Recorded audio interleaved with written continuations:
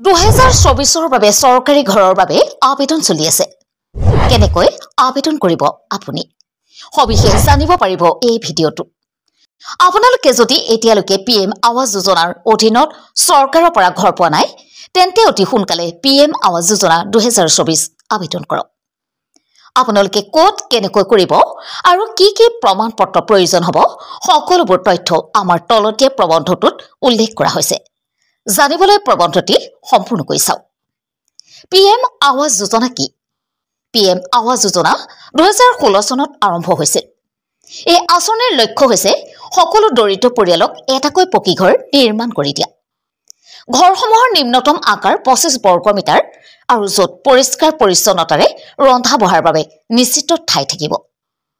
এই আঁচনিৰ অধীনত 2022 চনলৈকে 200 কোটি ঘৰ নিৰ্মাণ সম্পূৰ্ণ হৈছে পিএম আৱাজ যোজনা 2024 আঁচনিৰ অধীনত হিতাধিকাৰীয়ে আধাৰ কাৰ্ড সংযোগ থকা বেংক একাউণ্টত পোনপটীয়াকৈ ধন লাভ কৰিবলৈকে ৰাজসাহায্যৰ ধনৰ পৰিমাণ হৈছে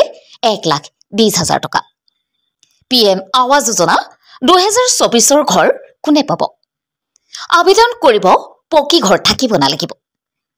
দান বৰঙণেৰে জীৱন নিৰ্বাহ কৰা লোকে পাব আবেদনকাৰীৰ 3 বা 4 চকীয়া বাহন থাকিব নালাগিব পৰিয়ালৰ কোনো সদস্যৰ চৰকাৰী চাকৰি থাকিব নালাগিব বছৰেকীয়া আয় 50,000তকৈ কম হ'ব লাগিব কি নথিপত্ৰৰ প্ৰয়োজন হ'ব আধাৰ কাৰ্ড